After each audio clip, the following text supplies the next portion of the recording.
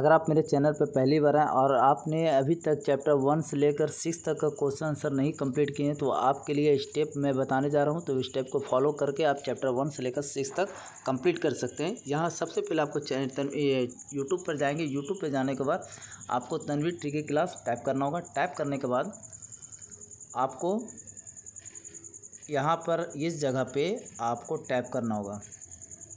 ये आप देख रहे हैं, यहाँ पे आप टैप जैसे करेंगे, क्लिक करेंगे तो जैसे ही आप क्लिक करेंगे तो इस तरह का इंटरफेस ओपन होगा। ओपन होने के बाद आपको प्ले लिस्ट में जाना है। प्ले लिस्ट आ गया और उसके बाद यहाँ पे सर्च करना है आपको। अगर आप क्लास 8 के स्टूडेंट हो तो आपको क्लास 8 का ग्रुप देखना है। यहाँ पे देखें, आपको क्लास 8 दिख रहा होगा, ये क्लास 8 दिख रहा है। इस पर क्लिक करना है आपको। क्लिक जैसे ही क्लिक करेंगे तो चैप्टर जितने भी हमने वीडियो बनाया चैप्टर क्लास 8 का चैप्टर 1 से लेकर 6 तक सभी वीडियो यहाँ पे आपको शो कर रहा है। देखिए चैप्टर 1 है, chapter 2, chapter 3, chapter 4, chapter 5, chapter 6। आप चैप्टर जो भी चैप्टर आपने कंप्लीट नहीं किया तो आप यहाँ से कंप्लीट कर सकते हैं और ज़्यादा से ज़्यादा अपने दोस्तों तक शेयर करना है आपको। Thank you so much. उसके बाद आप यहाँ से देख सकते हैं और अपना कंप्लीट कर सकते हैं। मैं आप सभी को वेलकम करता हूं अपने channel YouTube Tanvi tricky class में। आज का टॉपिक जो है class 8 chapter number 7 introduction to PHP. इस वीडियो में आपको कंप्लीट क्वेश्चन आंसर कराने वाला हूं। उससे पहले मैं आप सभी का शुक्रिया अदा करना चाहता हूं, इसलिए कि चैनल मोनेटाइज हो गया है और इसमें आप सभी का बहुत बहुत सपोर्ट है, इसलिए मैं आपको वंस अगेन शुक्रिया अदा करना चाहता हूँ। और इसी तरह से आप हमें सपोर्ट करते रहें और मैं अच्छे से अच्छे वीडियो बनाने की कोशिश करूँगा। Thank you so much once again. तो चलिए स्टार्ट करते हैं। Fill in the blank, display the various option that are use for performing different. इसका राइट आंसर क्या होगा? Menu bar. The menu bar display, ये फर्स्ट आंसर होगा यहाँ पे। The menu bar display the various option, मतलब बहुत सारा ऑप्शन को डिस्प्ले करता है जो यूज किया जाता है डिफरेंट परफॉर्मिंग टास्क के लिए यूज किया जाता है। सेकंड है the tool bar consist of blank that are frequently used while creating, editing, formatting and debugging the code। इसका राइट आंसर होगा command. Commands tool bar consist क्या करता है? कमांड को कंसिस्ट करता है जो फ्रीक्वेंटली यूज किया जाता है क्रिएटिंग के लिए, एडिटिंग के लिए, फॉर्मेटिंग के लिए और डिबगिंग के लिए, कोड को डिबग करने के लिए। थर्ड है the blank windows is use to write and edit code. इसका राइट आंसर क्या होगा? कोड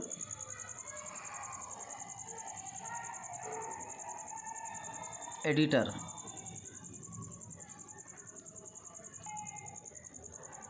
इसका राइट आंसर क्या है? कोड एडिटर के विंडो जो होता है वो राइट करने के लिए यूज किया जाता है और एडिट कोड को एडिट करने के लिए यूज किया जाता है कोड एडिटर विंडो का।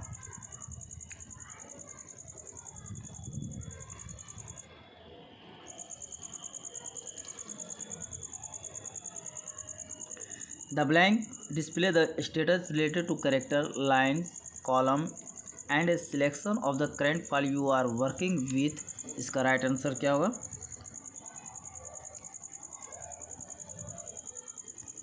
Status bar. Status bar display करता है स्टेटस को रिलेटेड टू कैरेक्टर, लाइन को, कॉलम को and selection of current file you are working. जिस प्रोजेक्ट पर वर्क कर रहे हैं तो उसका करेंट सिलेक्शन शो करता है, कॉलम शो करता है, लाइन्स को शो करता है और कैरेक्टर को स्टेटस शो करता है। 5 है an operator needs one or more blank to perform any operation. इसका राइट आंसर होगा ऑपरेंड। ऑपरेंड आप में ऑप्शन से देख सकते हैं स्पेलिंग OPERANDS। ऑपरेटर क्या होता है? एक से अधिक को, एक से ज़्यादा जो है ऑपरेंड की ज़रूरत हो तो ऑपरेटर को टू परफॉर्म एनी ऑपरेशन, किसी तरह का ऑपरेशन। जैसे मान लिया जाए यहाँ पे A+2+5 है, 2+5 है या मल्टीप्लाई से 2 × 5 है तो यहाँ पर क्या हो रहा है? ऑपरेटर, ये क्या ऑपरेटर है और उसके साथ क्या ऑपरेंड की ज़रूरत है। यहाँ पे 2 × 5 है जो ऑपरेंड है, जो डिफरेंट ऑपरेशन को परफॉर्म करने के लिए यूज किया जाता है।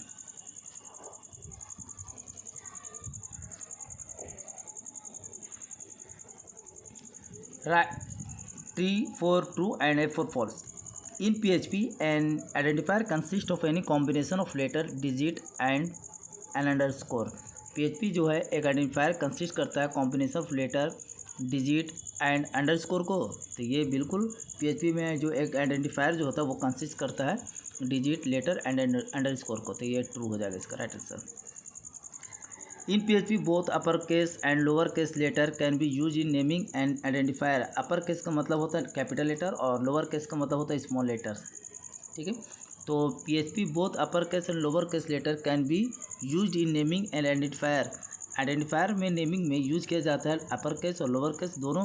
बिल्कुल सही है, दोनों केस यूज किया जाता है। थर्ड है the relation operator use to evaluate two or more conditional statement. Relation operator में एवेलुएट करने के लिए two or more conditional statement का यूज किया जाता है। तो ये फॉल्स होगा। फोर है the post method is use with the form. Post method का जो यूज किया जाता है वो फॉर्म के साथ ही यूज किया जाता है। गेट और गेट मेथड का भी फॉर्म के साथ ही यूज किया जाता है। अगर गेट भी होता तो भी ट्रू करते आप। फाइव है identifier name start with dollar. जो आइडेंटिफायर नेम जो होता है स्टार्ट डॉलर से होता है। तो आइडेंटिफायर नेम जो स्टार्ट होता है, सॉरी %, ये रॉन्ग है। ये क्या लिखा हुआ है, %है। ये %, के साथ स्टार्ट होता है। तो ये नहीं है, %के साथ नहीं होता, ये डॉलर के साथ स्टार्ट होता है। तो ये रॉन्ग होगा, ये एफ है, फॉल्स होगा।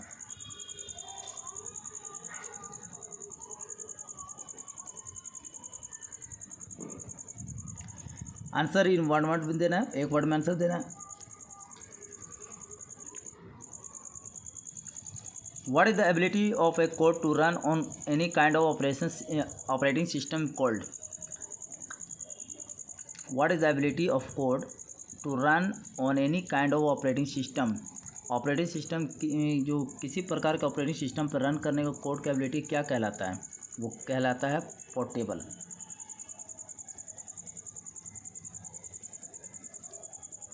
कहने का मतलब है ऑपरेटिंग सिस्टम किसी भी टाइप्स पर, किसी तरह का कहो रन करने के लिए कोड का एबिलिटी क्या होता है, पोर्टेबल होता है। ये एबिलिटी ऑफ कोड क्या होता है, to run on any kind of operating system. तो वो पोर्टेबल होता है। क्या होता है, पोर्टेबल होता है।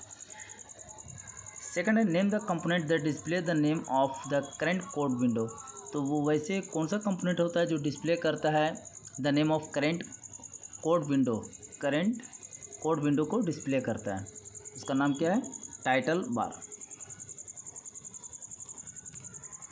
टाइटल बार यहाँ पे पोर्टेबल है और ये टाइटल बार है। थर्ड है name the window that is use to write the code. Window का नाम बताना है जो राइट कोड क्या कहता है, कोड को लिखने के लिए यूज किया जाता है। किसके लिए यूज किया जाता है, कोड को लिखने के लिए यूज किया जाता है। वैसा कौन सा विंडो है, तो वो है code editor window. Code editor window.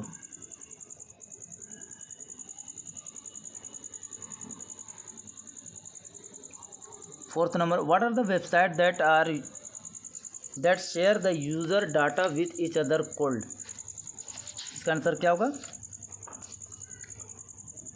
What are the website, वैसा कौन सा वेबसाइट है जो यूज़र के डाटा को शेयर करने के लिए एक दूसरे के साथ यूज़ किया जाता है, उसे क्या कहते हैं, तो उसे कहते हैं डायनेमिक वेबसाइट। Dynamic website. वैसा कौन सा वेबसाइट है जो यूज़र के डाटा को शेयर करने के लिए एक दूसरे के साथ यूज़ किया जाता है, तो उसे कहते हैं dynamic website.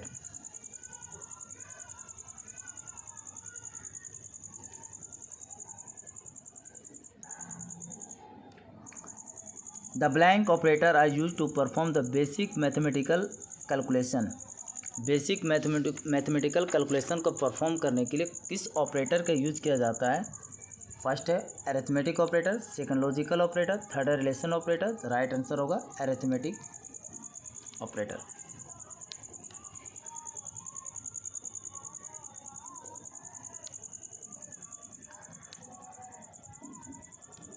Second the blank operator determine the relation between two or more operand.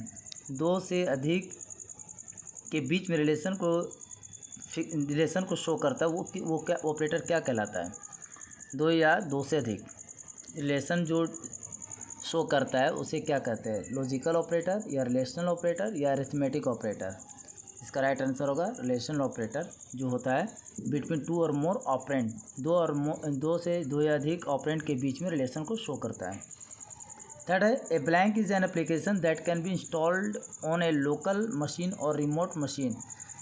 A blank एक ऐसा कौन सा एप्लीकेशन है जो इंस्टॉल होता है ऑन ए लोकल मशीन और रिमोट मशीन पर।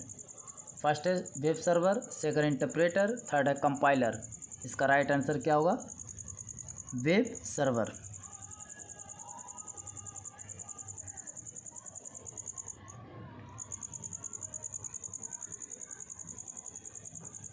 Fourth, literal are blank of character that represent the values in a program and are stored in variable. Literal क्या होता है, लिटरल कौन सा कैरेक्टर होता है जो रिप्रेजेंट करता है वैल्यू इन ए प्रोग्राम, एक प्रोग्राम में वैल्यू को और वेरिएबल में स्टोर किया जाता है, एक वेरिएबल में स्टोर किया जाता है। फर्स्ट है टेबल और एक लिस्ट है, थर्ड है सीक्वेंस। इसका राइट आंसर क्या होगा, सीक्वेंस। इसका राइट आंसर सीक्वेंस होगा। Fifth number, in A PHP a variable name start with A, variable name जो यहाँ आप पाइथन में पढ़े होंगे डायरेक्ट a = 2 लिख देते थे और या c = 9 लिख देते थे, लेकिन PHP में क्या होता है, यहाँ पे जो नाम वेरिएबल के नाम से पहले आप बड़ा भी नाम लिख सकते हैं, सपोज दैट राज लिख सकते हैं या राजा लिख सकते हैं। तो यहाँ पर स्टार्टिंग में आपको $साइन देना होगा, ठीक है। तो यहाँ पे वेरिएबल नेम स्टार्ट किससे होगा, डॉलर से या एम्परसेंड से या एट द रेट ऑफ। तो यहाँ पर राइट आंसर होगा $।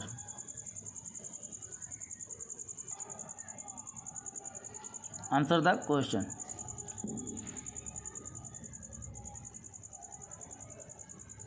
List any 2 advantage of PHP। आप समझने की कोशिश ज़्यादा करेंगे, डायरेक्ट आंसर आप लिख देंगे तो कहीं से भी आप आंसर लिख सकते हैं, बुक में भी आंसर होगा, लेकिन आपको एक्सप्लेन कर रहे हैं तो इस वीडियो को एक्सप्लेन को अच्छे से समझने की कोशिश करें ताकि आपको कॉन्सेप्ट क्लियर हो जाए, ताकि आप प्रोग्रामिंग PHP में कर सकें। कुछ प्रोग्रामिंग करने से पहले भी, प्रोग्रामिंग करने से पहले हर एक वर्ड को कीवर्ड से आइडेंटिफायर उसको भी समझना ज़रूरी होता है, इसलिए ज़्यादा से ज़्यादा आप कोशिश करें समझने के लिए, और क्वेश्चन आंसर भी उसके बाद बना लेंगे। They are following list any 2 advantage of PHP। तो they are following 2 advantage of PHP।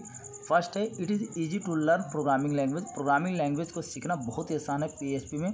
Second है PHP is free and easily available. PHP जो है फ्री और आसानी से अवेलेबल है, मतलब ऑनलाइन आप कहीं भी किसी भी ऑपरेटिंग सिस्टम पे कि कहीं भी आप जो है फ्री में आप इंस्टॉल कर सकते हैं, ठीक है।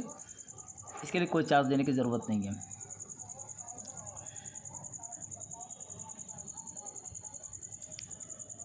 What are different identifier? Identifier are used to name the different components of program such as variable, method और and object.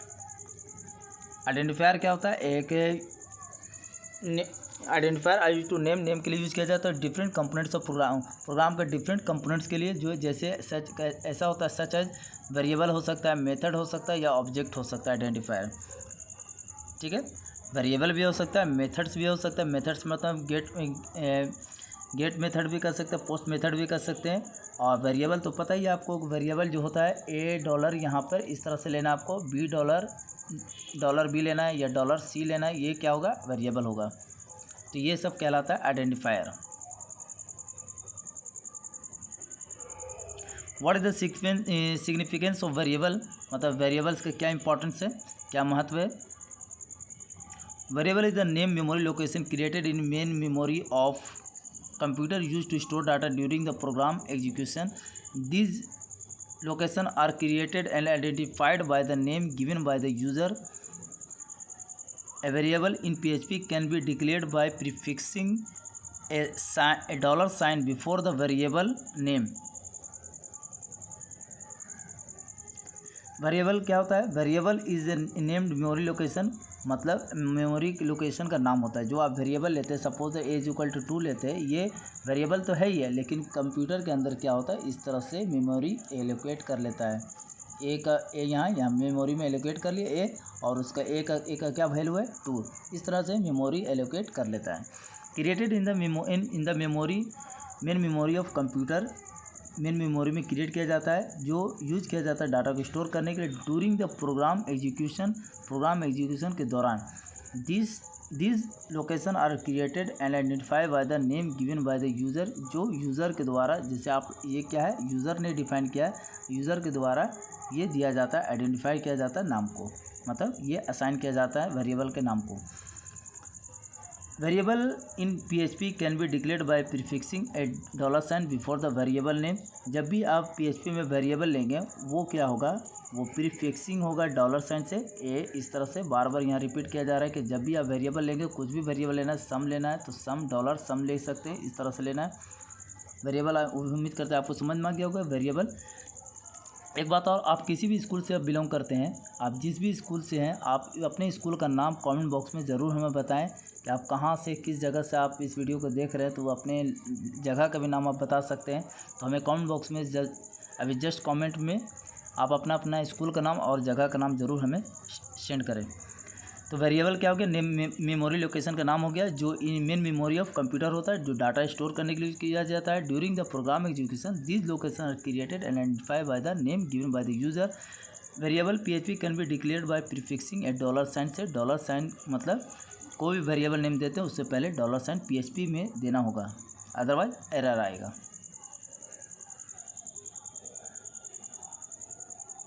Briefly explain the rules for naming variable. They are following explain the rules for naming variable. A variable name start with a $। variable name जो है $, से start करना है। Second, it consists of any combination of letter, digit और underscore. Third है, it can be any length. Both uppercase and lowercase letter can be used in naming a variable. Variable name cannot be contain space. Variable names should be logical. Writing freehand names like Y, T, Mo be avoided as these may lead a lots of complexities when size of the code increase. Variable name start करना है, $, से start करना है। Second है, it can consist of any combination of letter, मतलब letter और digit underscore का use करके वेरिएबल नेम डिफाइन कर सकते हैं। इट कैन बी लेंथ, किसी तरह के भी लेंथ हो सकता है, मतलब लॉन्ग भी लेटर इस तरह से लिख सकते हैं। मान लिया लिखते हैं इस तरह से ABC या राज underscore Kumar Yadav,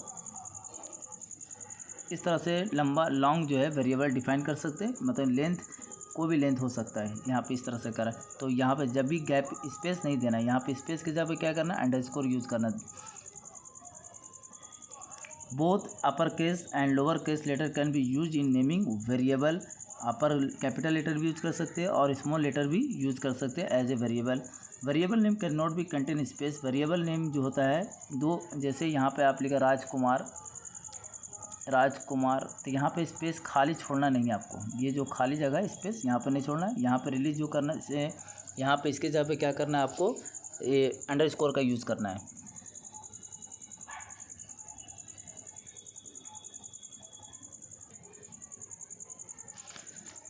six, variable names should be logical. Writing free hand names like Y, T, Mo be avoided as this may lead to a lot of complexities when the size of the code increase। आपको variable name should भी logically होना चाहिए, writing free hand नहीं होना चाहिए, जिस तरह से आप राइटिंग इस तरह से लिख कर नहीं होना चाहिए। इस सब से बचना है आपको। और ज़्यादातर आप वेरिएबल जो नेम देंगे लॉजिकली देना, आपको मीनिंगफुल देना, ताकि आपको कोडिंग तो आप करेंगे बाद में, भी आपको बाद में अधूरा कोडिंग किए हुए हैं तो आपको आगे चल के समझना आसान हो, इसलिए लॉजिकली मीनिंगफुल देना आपको, ठीक है। Writing free hand name like Y, T may be avoid, इससे इस सबसे बचना है। और जितना ज़्यादा लॉजिकली देंगे आपके लिए वेरिएबल नेम जो है बेटर होगा, और आपको कोडिंग करने में भी आसान होगा। बाद में कोडिंग को रिकोडिंग करना है तो आपके लिए बहुत ही फ़ायदेमंद साबित होगा। Identify the valid and invalid variable name, give reason for the invalid one. First यहाँ पे देख रहे हैं रोल है, यहाँ पर देख रहे हैं ये, यहाँ पर जो अंडरस्कोर का यूज़ किया गया, शुरू में आप अंडरस्कोर यूज़ कर सकते हैं, लेकिन यहाँ पे कैपिंग जो बीच में दिया है ये रॉन्ग है, इसलिए यहाँ पे इसका आंसर जो है इनवैलिड होगा। आप जो है स्टार्टिंग में नंबर नहीं यूज़ कर सकते। वेरिएबल नेम को आप यूज़ कर रहे हैं वेरिएबल नेम, तो यहाँ पे आपको करना क्या है कि यहाँ पे R2 लिख सकते हैं, या टर्म थ्री लिख सकते हैं, लेकिन न्यूमेरिक वैल्यू जो है स्टार्टिंग में आप नहीं दे सकते, इसलिए ये भी इनवैलिड है। यहाँ पे आप क्या है कि प्राइस यूनिट दिया गया, प्राइस यूनिट में क्या है, यहाँ पे बीच में क्या अंडरस्कोर का दिया गया, इसलिए ये क्या है, वैलिड है। आप इस तरह से भी देख सकते हैं, राजकुमार लिखना है तो राज और राज और कुमार के बीच में आप अंडरस्कोर का यूज कर सकते हैं, तो ये राइट होगा। अगर लेकिन राजकुमार लिख रहे हैं और बीच में यहाँ गैपिंग छोड़ देते हैं तो ये जो है इनवैलिड कहलाएगा। नेक्स्ट है न्यू क्या है, वैलिड है, क्योंकि यहाँ पे स्पेस गैपिंग नहीं है, ना ही किसी तरह का स्पेशल सिंबल यूज किया गया है। और यहाँ पे क्या GEOG जियोग है और उसके बाद डैश दिया हुआ है, हाइफन दिया हुआ है यहाँ पे, तो ये मार्क्स है, ये क्या है, इनवैलिड है, ये क्या है, इनवैलिड हो जाएगा, क्योंकि यहाँ पे अंडरस्कोर का यूज़ कर सकते हैं, उसके अलावा कोई भी स्पेशल सिंबल का यूज़ नहीं कर सकते। लेकिन यहाँ पे अगर PHP यूज़ कर रहे हैं तो सभी में क्या होगा, डॉलर यूज़ होगा, यहाँ पे डॉलर, लेकिन आपको डॉलर यहाँ पे लिखना नहीं है, क्योंकि यहाँ पे सिर्फ इनवैलिड और वैलिड ही लिखना है। तो यहाँ पे क्या है, वैलिड क्या कौन कौन हो गया, आपको वैलिड जो है यहाँ पे 2 ही वैलिड है, प्राइस ये और ये एक न्यू वाले, बाकी सब जो है इनवैलिड है। नेक्स्ट है what is the difference between the post and get method. They are following difference the post and get method. The post method is also used to submit the HTML form data, but the data submitted by this method is collected by predefined super global variable post instead of $get. In this method, the data collected is not visible to everyone. Next है get method. The get method is used to submit the HTML form data. This data is collected by the predefined $get variable for processing the information sent from an HTML form by using the get method visible to everyone in the browser's address bar. This method is not used to share sensitive information. अब इसको समझने की कोशिश करेंगे। इसमें क्या कहा जा रहा है, यहाँ पे 2 तरह का एक ये पोस्ट मेथड है और एक है गेट मेथड। दोनों जो यूज़ किया जाता है फॉर्म के लिए यूज़ किया जाता है। किसके लिए यूज़ किया जाता है, फॉर्म के लिए यूज़ किया जाता है। यहाँ भी देखेंगे ये फॉर्म के लिए यूज़ किया जा रहा है। The post method is also use to submit करते हैं HTML फॉर्म डाटा। यहाँ पे get method use to submit the HTML form data, ठीक है। उसके बाद कह रहा है कि but the data submitted by this method is collected by predefined super global variable add $_ post instead of $_ in this method. मतलब इसके जगह पे क्या होता है, $पोस्ट का यूज़ किया जाता है। याद रखेंगे जैसे पोस्ट का कैपिटल लिखा है तो यहाँ पे आपको आंसर हमेशा पोस्ट का कैपिटल ही लिखना है, स्मॉल लेटर नहीं लिखना। प्रोग्रामिंग भी पोस्ट का कैपिटल ही लिखना है, आपको गेट भी कैपिटल लिखना है, ठीक है। यहाँ पे कह रहा है this data is collected by the pre defined $_ get variable for processing the information Saint from an HTML form by using the get method visible to everyone in the browser's address bar. This method is not used to share sensitive information. देखिए mainly दोनों में अब difference क्या है कि जब आप programming इसमें करेंगे गेट मेथड का यूज़ करके, तब क्या होगा, जहाँ पे URL लिंक होता है, जहाँ पे आपका URL लिंक होता है, वहाँ पे आप जो भी लिखेंगे ना, जो भी आप डाटा एंट्री करेंगे वो शो कर देगा। आप देखे होंगे इस तरह से लिंक आता है, यहाँ पे URL एक लिंक होता है, URL लिंक, वहाँ पे HTTP जो होता है HTTPS, उसके आगे जो भी हम इस फॉर्म में फिलअप करेंगे, फिर से ध्यान से समझने की कोशिश करेंगे कि यहाँ पे आपको बता रहे हैं कि ये सपोज दैट यहाँ पे एक फॉर्म है, यहाँ पे नेम है और नेम यहाँ पे फादर्स नेम है और यहाँ पे क्या है ID है और पासवर्ड मान लीजिए सबमिट करना है, सबमिट। तो अगर यहाँ पे हम एंट्री करते हैं नेम, मान लिया